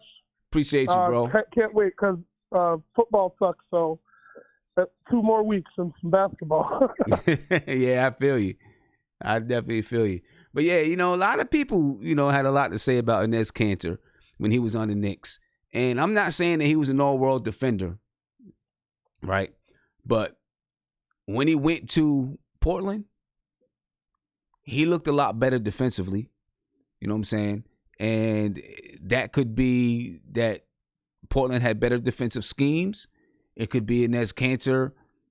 It could be anything. I'm going to say this. I believe that because the Knicks were so putrid, because without Kanter, their defense was still horrible. It's not like Kanter left and all of a sudden they became a better defensive team. They did not. You know what I'm saying? And his defense was still horrible. The Knicks' defense was still horrible, but he played better when he went to Portland. We'll see what happens when he goes to Boston. You know what I mean? That's going to be fun.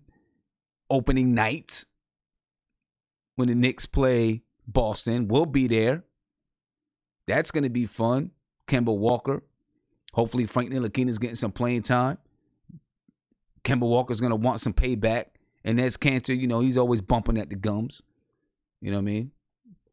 All right, let's get back to our video chat. Let's see what these guys got up their sleeves, man. You know what I'm saying? I want to know what kind of, what are you thinking about? Go ahead, Nate. Storyline. Give me your storyline, man. Give me your major storyline, what you really, really want to see happen, or your biggest storyline for the season. So, the obvious choices are identity and defense, but I'm going to go a different route. I'm going to go with more accountability.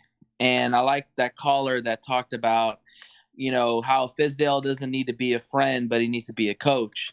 And I was thinking when he was talking on the phone, I was thinking, like, how many coaches that have been successful have been seen as a player type of coach? Not very many. I can't really think of one, maybe. Okay. I mean, most of these coaches are hard-nosed, by the book, my way or the highway type of mentality. And it works. I mean, that's what successful teams have in those kind of coaches. I think Fizdale is too nice of a guy. And the one thing I want to see this year is accountability. Is he going to pull the young guys if their game's not going? If Barrett's can't hit a shot or he can't play defense? If Knox's defense is terrible? If Trier won't pass the ball? I mean, is he going to hold these young players accountable? Because this team is very deep. Like I mentioned earlier, there are a lot of players you can plug and play into the starting lineup if the young guys aren't cutting it. And is he going to have that quick pull to put a Taj Gibson in, or put a Wayne Ellington in, or put in an Elfrid Payton, or put in Bobby Portis or somebody who's been there longer than some of these young guys? Is he gonna have that ability to pull these dudes if they're not playing the way he wants them to play? Whether it's hustling, whether it's defense, whether it's passing the ball. I want to know if he's going to do that, because if he doesn't do that and he lets them get away with bad habits, a la Tim Hardaway, it's going to spell demise for him. But okay, so let me ask you: does it have to be a quick pull though?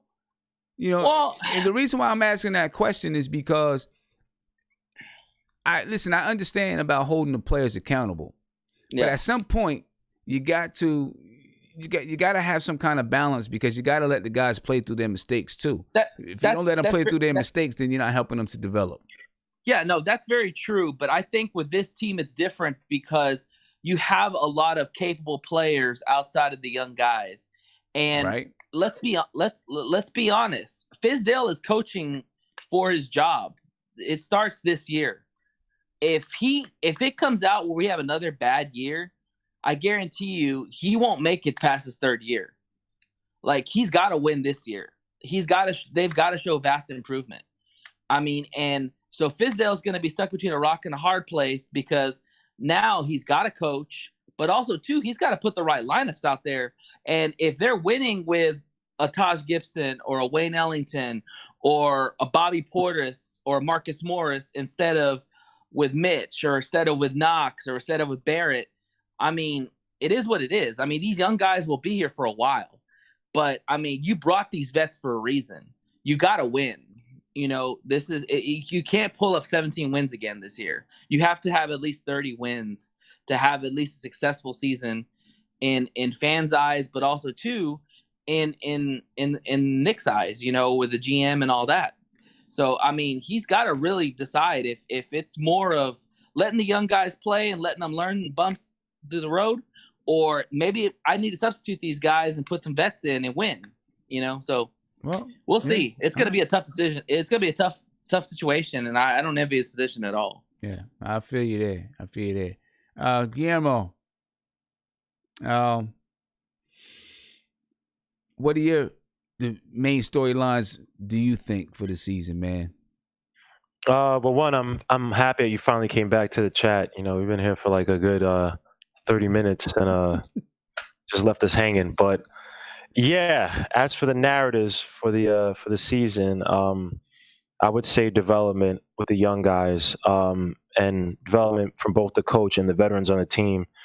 And this should be a team that's predicated, or it's not predicated, built off of defense and winning. And when I mean winning, I know it sounds cliche, but win at all means, right? It should be an offense or a system where literally no one is necessarily looking to become the high scorer, right? So we shouldn't be incentivizing ISO Trey. I'm not trying to pick on Trey, but we shouldn't incentivize anybody to be an ISO player. It should be a system where guys are getting the ball in high percentage positions, and everybody's dangerous. I think that the motto for this team should be, underestimate us at your own risk, right? It should be everybody can be dangerous at any time because everybody's alert, everybody's aware of where the man is, everybody can make the pot, the pass, can make the pick, can make a play that creates an impact on the team. And that comes from Fizzo. Fizzo has to install the system that has guys moving around, getting, shots in open space, getting layups in open space,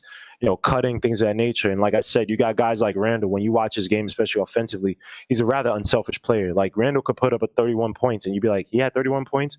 And all you remember from Randall is that, he took his man to the basket at smart times, but he also make, the smart passes here and there. He make the right cuts, things of that nature. Like this is what this team should be built off. All these guys should be fighting to build, wins, because let's be honest, Portis averaged 14 points last year, and he wasn't the hottest name on the market. You know what I mean? Like a guy like that, 7-footer who can shoot threes and average 14 points, like he should be, overvalued right now, and he's not. So these guys should take they should be aware and be like, well, maybe it's not the individual points, it's maybe the fact that every place I've gone, we haven't been winning.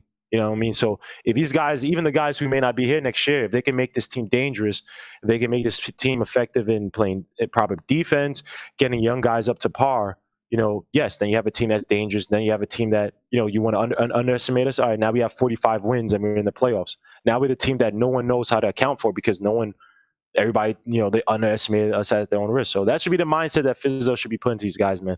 Play for each other, play for the badge, and let's get a playoffs because it should be us against the world. That's what it should be, us against the world. They don't want to F with us, so we're not going to F with them. That's how I feel. Okay. Let me ask you this. How much do you think Scott Perry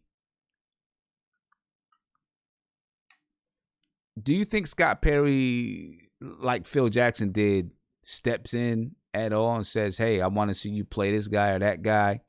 No. Or I want to see you play some kind of a system? Or is he just sitting back and say, I'm going to let him do what he does, and if it don't work, then I'm going to do something different? Or do you think they have a conversation and say, listen, here's the goals we really want to do this season? You can't really judge it from last season just because everybody was on the whole tank bandwagon. I think the only guy maybe they're probably a little bit hesitant with last year was maybe Frank, because maybe some stuff, maybe his agent was probably angling for him to leave and stuff like that. But yeah, Phil Jackson, let's be honest, Phil Jackson was a former coach masquerading as a GM. He couldn't really find the shooting guard, small forward that was in the Kobe Jordan mode, but he didn't want to give the game too much, and obviously he was getting paid a crap load of money to come in and deal with the Knicks. So he had carte blanche to do whatever he wanted, which wasn't really all that great.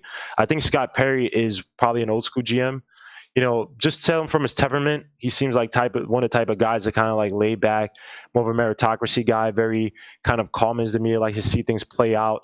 He's not very, he's not trying to taste the soup all the time, like before it finishes cooking. And I think that's a great thing. But yeah, he doesn't seem like that type. And look, I know a lot of the teams I support, they have those type of GMs. The Mets GM is like that, where he's telling the coach, Coach Callaway, who to play during the game, which is just ridiculous.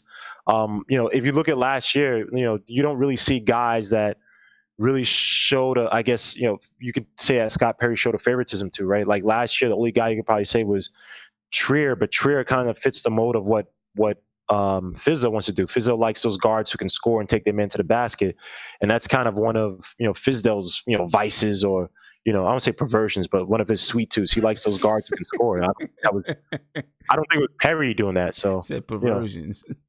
But yeah, like one of those guys where it's like he's always gonna try to find time for this guy, even if this guy's not winning for the team. Because let's be honest, I feel you. I mean, yeah, I get you with that. Give me a second, Guillermo. Guillermo. Give me a second. Ladies and gentlemen, do me a favor. Please subscribe to the channel. Ring that notification bell. You'll be notified anytime I go live, drop a video, or post in my community section. And I want to give you a chance to win an RJ Barrett rookie card. have the rookie cards right here, ladies and gentlemen. I'm trying to give you a chance to win. All you have to do is go to my website. It's nothingbutknicks.com/RJ contest. All right. And you'll be entered in a chance to win if all you got to do is something for your community. That's it. Do something for your community, something positive for your community. All right. Here's the rules to the contest. It ends September 23rd, so that's coming up next week. It's coming up next week. And September 23rd at 11:59 p.m. All you got to do is help someone or do something positive to help your community. Then you can use the form below, and here's the form down here. You use this form down here, right there, to explain how you helped someone in your community. And then you can write or respond to a post in the NBK forums. To get to the forums, you can go to the member area, click on fan forum, and there you go. And if you do those things, ladies and gentlemen, you'll be entered for a chance to win an RJ Barrett rookie card. Got the rookie card right here. Right? I know you'd like to have a chance. You know what I mean? So you might as well jump into it. All right? Again, RJ Barrett rookie card contest. And all you got to do is help out somebody in your community. That's all I want you to do. Be a part of your community. Be a positive influence in your community. Help some people out. You know, and that's always a good thing, ladies and gentlemen. All right. We're coming down to the end of the show. I'm going to get back to the video chat. You know, I want to find out what these guys, we're going to do some early predictions. Do some really early predictions for the season. And then what we'll do is after training camp, we'll do some more predictions because I know my prediction will change after training camp. Okay. And, you know, after we get a chance to see him play and all those type of things, my prediction will change. Okay. So I want to get back to the chat. And I'm going to find out, what is your prediction, guys? What are your predictions for the upcoming season record-wise? What do you think the Knicks are going to do? And I know we've been talking about it all summer, but this is the official season preview, right? This is official now. So this is when we're getting into it. All right. So, Guillermo, what is your prediction for the Knicks this season? And Sim, I don't know. We got some kid in the chat who's saying I'm complaining. I don't know what I'm complaining about. You asked me a question, but I think this Knicks team, you know, even if we hit on 80% of the targets or initiatives that, you know, everybody's talking about development and stuff, I think we can have a 40-win team, man. I know people are going to say, oh, we only won 17 games, but I don't know how many close games we had last year where, you know, this team literally, what we had last year could have won like 26 games. But like we literally tanked. We tanked hard. So, you know, this team, if you have faster development from Knox and or Barrett, the point guard situation gets settled in, and these vets like Morris and Portis and these guys contribute on a decent level. This is a 40-win team, especially on the East. You know what I mean? So I'm not going crazy like 50-some wins, but, you know, 40 wins. So you think we can get, okay. So you got to say 40 wins. All right. I'm going to get around and see what other people think about, you know, our win total for the season. You know, I don't know if I'm right there at 40 wins. City, for real? First of all, City, let me say thank you for the super chat. I appreciate it, man. And yeah, the guys are going to definitely work hard and be bumping and grinding in training camp, man. And I can't wait to see the clips that's gonna come out. You know what I mean? So I appreciate you for the super chat, bro. Oh, for sure. Hey, man, I'm gonna jump right in, man. All in. You know what I'm saying? I'm gonna jump right in. And I'm gonna say this. I'm just gonna say, I think we can potentially push that 40-win mark. Although I don't see it, I give us about 35. And although I want to root more for it just because, hey, man, you already know I love my Knicks. But, like, you know what I'm saying? If they surprise me, I'm all with it. But at the end of the day, I say with the talent that we got, and the only reason why I'm saying that is because if we don't start my guy, I don't even want to put it out there. You already know. We don't start my guy. The elf of Wall Street, Mr. Payton, let's get it, brother. I'm just saying, man, I think that guy, just because of his potential and everything that he has with Julius, right? Yeah. I think that could go a long way, man. Like, you know what I mean? I think that could go a long way. That's one of the things that I wanted to say, man. I just think that Elfrid Payton, we getting him. We already got him, whatever. And him teaming up with Julius is gonna be I think it's gonna be something epic, man. We just gotta watch and see. Okay. All right. Nate? Hold on. Let me get you unmuted. All right. Yeah, I'm going to go with Guillermo, and I'm going to say 40 wins too, and I'll tell you why. Because, again, I highlight the depth. There is a lot of depth on this team, and I honestly think that Fizdale is going to go with more veteran lineups.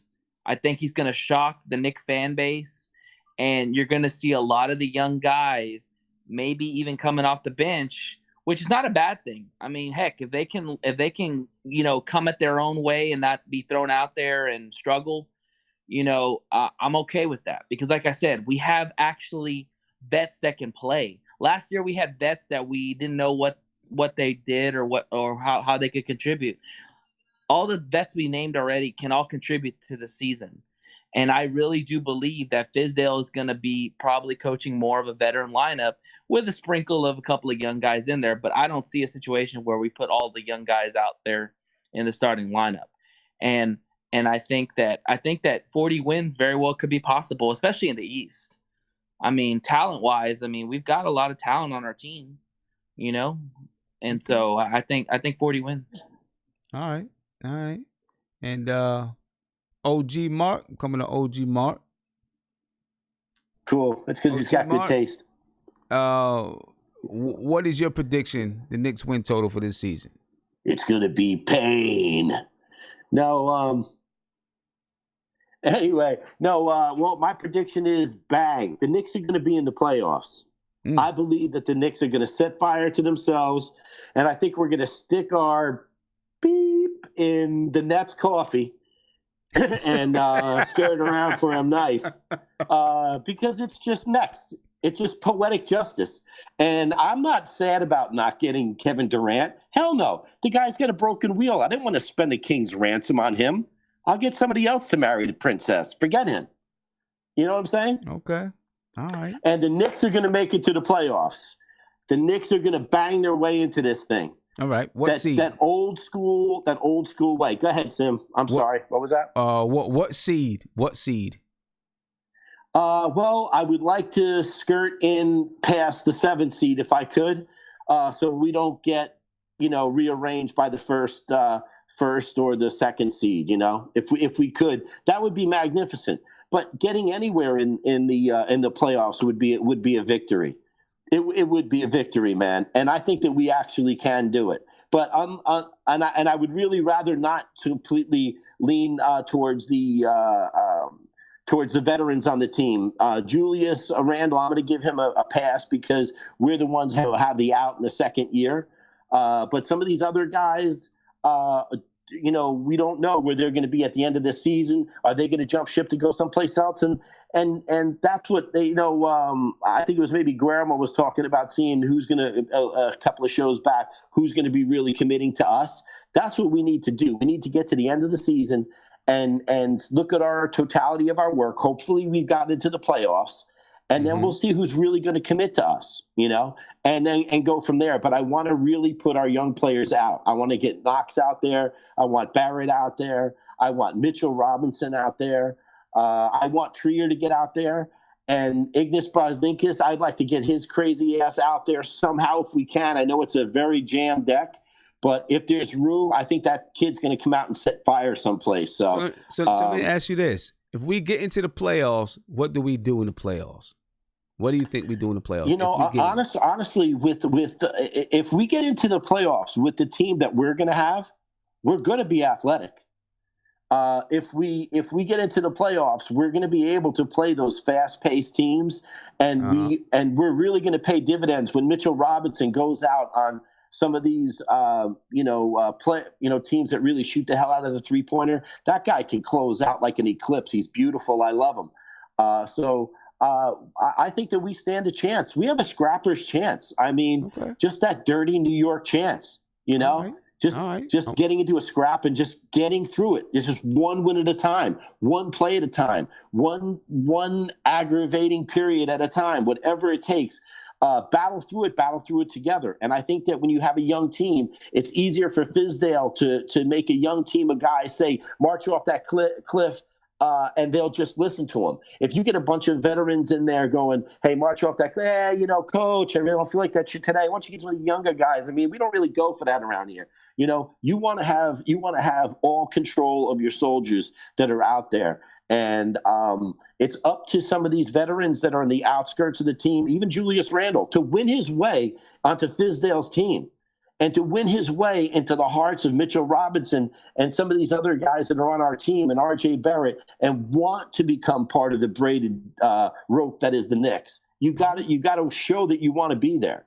All right. Sounds good to me, ladies and gentlemen. I like to hear that. I like to hear the encouragement, the positivity. You know what I'm saying? Before I get to my prediction, I would like to say two things. One, subscribe to the channel. If you're new to the channel, you want to stay updated on the New York Knicks, subscribe right now and ring that notification bell so you'll be notified whenever I go live or drop a video. And I'll be dropping videos, a lot of videos coming up because we're entering training camp. A lot of information that I want to get out to you. So make sure you subscribe to the channel right now. Also, if you're interested in Knicks gear and memorabilia, I got an Amazon page. I just put the link right in the YouTube chat. You can go on that page. There's Knicks memorabilia on there. There's Patrick Ewing sneakers. There's Pumas. There's Knicks hats, shirts, socks, sweatpants. Anything that you want, it's right on that Amazon page. So go check that out, ladies and gentlemen. And I'll make sure it's in the description as well. So go ahead and subscribe to the channel. Ring that notification bell so you'll be notified whenever I go live or drop a video, post in my community section, all of that good stuff, ladies and gentlemen. So now let's get down to the get down. Let's get down to it. What is my prediction for the New York Knicks? What do I think the Knicks are going to do this season? Well, I'm going to tell you in about 1 second. I think that the Knicks are going to be, and this is a pre-camp prediction, ladies and gentlemen, pre-camp prediction. I think the Knicks are going to be 37-45, 10th in the East. That's why I think they're going to be right now. So this is me pre-camp, before training camp is finished. I'm going to reevaluate at the end of training camp. All right, at the end of training camp, I'll reevaluate and say, well, maybe I think the Knicks will be better or worse. But right now, I got the Knicks about 37-45, 10th in the East. I think coming down the stretch of the season, maybe they will be battling for that playoff spot. And I think that'll be very, very good for them if they're battling for a playoff spot. All right. I think that'll be, I actually think that'll be great for them, to come down the stretch of the season, battling for a playoff spot, even if they don't make the playoffs. That's great experience. It's just great for the team to, what I want to say, it's great for the team to have to prepare for something, if they're out, it's March and they're already out the playoffs, what are you playing for the rest of the season? Yeah, you're going to get experience, but you don't have the same level of detail. You don't have the same level of preparation. The guys are not learning how to take care of their bodies in situations like, being in the playoffs or fighting for a playoff spot. You don't understand the intensity that you got to bring to the game. All of that kind of stuff you don't get to learn. You know what I mean? So I really do think that if the Knicks are battling for a playoff spot down the stretch, even if they don't make it, but they're battling for a playoff spot, I think that is good money. I think that is real good money for them. You know what I mean? And that'll be a step in the right direction. We can't get it all at once. That's not going to happen. We're not going to get it all at once. But we can take it and get it little by little. City for real, thank you for the super chat. You said, ring that bell. Get Sim to 10K. We're getting there. We're almost there. You know what I'm saying? We'll get there. I'm pretty sure. When I get to 10K, a couple more features open up too. So yeah, when I get to 10K, I'll be able to use those features to, stay in touch with you a little bit more. But it's coming though. It's coming. But that's my prediction. Once again, my prediction for the Knicks this season are that the Knicks will be 37-45, 10th in the East. They'll battle down the stretch of the season for a playoff spot. They may not get that playoff spot, but the battle will be good for them nonetheless, and it will set them up, more importantly, it will set them up and prepare them for the future, prepare them to be, what I want to say, they'll be in a situation almost like the Nets and the Clippers were. Maybe they didn't, the Nets and the Clippers made the playoffs. Maybe the Knicks don't make the playoffs, but they will be in that type of a situation where people are looking at them and saying they have something to build on, add 2 or 3 more pieces, and they're ready to go. You know what I mean? So I think, in my mind, that's where we are right now. We'll take a look at it again at the end of training camp. Okay? The next show, ladies and gentlemen, we're going to start to break down position battles. That's what we're doing on Wednesday. All right, we're going to continue this season preview series, and we're going to talk about position battles, and we're going to dig deep in. We're going to look at some video. We're going to break down some video. We're going to have some good discussions about where guys can play on the floor and who might win some of these battles and what the roster, what the lineups might look like, the depth chart might look like. So we're going to take a dive into it. Hopefully the show doesn't go too long, but we're going to definitely dive into it, and I think it's going to be a really, really good show. I'm hoping that this is one of the best shows that I've done, because we're going to take a good deep dive into, looking at these players and really breaking down the players, ladies and gentlemen. It should be fun. It should be real fun. All right. But for now, we're going to bring this one to a close. All right. Make sure, please, like and subscribe. All right. Hit that like button. Hit that thumbs up button if you like what you saw tonight.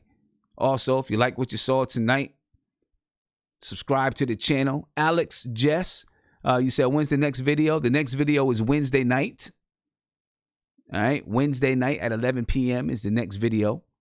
All right. And we'll be breaking down position battles. We're going to start with the point guard battle. Then we're going to do the shooting guard battle. All right. The new Knicks, you said, how is that NPCX flowing? It's beautiful, man. Pretty soon I'm going to mix it into the show so I can, more easily do some sound effects. I haven't gotten it hooked up yet, but it'll be hooked up real soon. But I'm loving the NPCX. It's a beautiful thing. It really is. Really is. Let me get to some last words from these guys, and we're going to head up out of here, man. Remember, Wednesday night, 11 o'clock, we're going to talk position battles. All right? OG Mark. Yo. Let's give him some last words, bro. Last words are always, man, go Knicks. Looking forward to the next show. Tonight was a lot of fun. And, the season's right around the corner. So hopefully it gets here tomorrow. I hate waiting. I hate waiting for the start of the season, but it was a fun show. Thanks for having us on. I appreciate you, my man. Definitely. Cool. And we're going to have even some more fun on Wednesday. Have a lot more fun. Yeah. Nice. All right. Have a good one. Peace. All right. You too, bud. Bye. All right.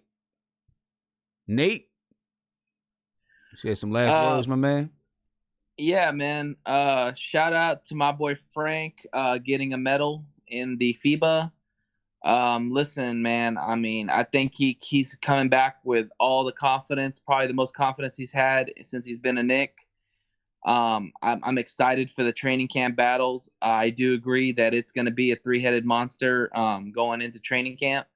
So, we'll let the best man win. But yeah, Frank did great, man. I'm so proud of him. Little home cooking's never a bad thing. I would have loved to seen France and Spain go at it. I thought Argentina just got romped completely. But I think France would have been a better matchup with them in the championship, but that's just my opinion. But yeah, man. Looking forward to Wednesday. It'll be some good talk. All right, man. Yeah, Wednesday's gonna be fun. All right. All right, man. Peace. Have a good evening. Later. Guillermo. Yo, Last Sam, words? man. Yeah, man. This is a fun stream.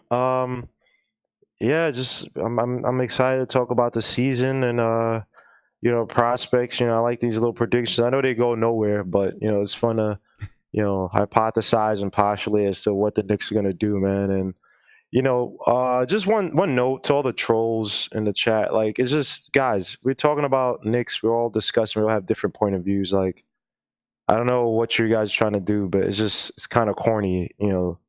It's just fun to talk about the Knicks. I mean, it's fun to have opinions and argue and debate. And even today was a mellow show. So put your energy and focus into something else. It's just kind of tiring to, yeah, today keep was pointing a out mellow show, wasn't it? Yeah, it was a mellow show. Like, I don't know why people are like, oh, we have New York Knicks have the most coaches on the internet and blah blah. It's like, dude, well, that's what makes our fan base, alone. It makes us interesting. If you don't like that, go to Washington D.C. where no one's talking about the Wizards. You know what I mean? Go to Sacramento where I'm pretty sure people don't even care about the Kings like that, and they have a team that's closer to playoffs than we are. You know what I mean? So salute to you, man. Thank you for giving us this platform, man. All these arguments we have is all in jest, is all fun. I don't know why people are taking it seriously. So see you Wednesday, fun. man. All right, man. Catch you Wednesday. Peace, bro. And my man City, you want to take us out of here? Oh yeah, you already know, man. I'm going to get us legit. Yeah, man. Give me your last I'm gonna words, take man. us out, Give me your man. last words. Last words, man. First and foremost, we already know NYK all day. Let's do it, baby. Shout out to the chat. And then second of all, I just want to say, you already know, my guy, Alpha Wall Street, let's take over. After that, let's do it like this, man. Hopefully Fizz get up in the thing and he does his thing where he gets a plan in motion. And after that, I just want to say shout out to you, Sim. Last of all, get that merch up there so I could get my bucket hat, bro. I got you. I'm just waiting for the trying to tell you, man. I'm waiting for it, man. Got to get it up there so I can get my bucket hat. I got you. I'm waiting for my man to get back to me with the design, and then we going forward. So yeah, for sure. All right, man. Yo, man. Peace, brother. I'll holla at you. Peace. All right, ladies and gentlemen. Oh, that's the wrong thing up on the screen, and there we go. I'm back at it. Thank you all. I appreciate you all for joining me tonight. Make sure you subscribe to the channel. If you're not subscribed, ring that notification bell so you can be notified whenever I'm live. All right, we got a lot going on. Remember, Wednesday we'll be back on live at 11 p.m. We're doing position battles. We're going to break down the point guard battle. We're going to break down that shooting guard battle. We might break down the small forward battle a little bit. All right, that's going to be a really, really good show, interesting show. All right, so make sure you join me Wednesday night, 11 p.m. You'll get a notification. That's the reason why you got to subscribe and ring that bell so you will get the notification. Right? And then when you get the notification, set the reminder. Set that reminder. That way you'll be ready to go when we get on. All right? Ladies and gentlemen, it's been real. I will catch you guys on Wednesday. I'm out.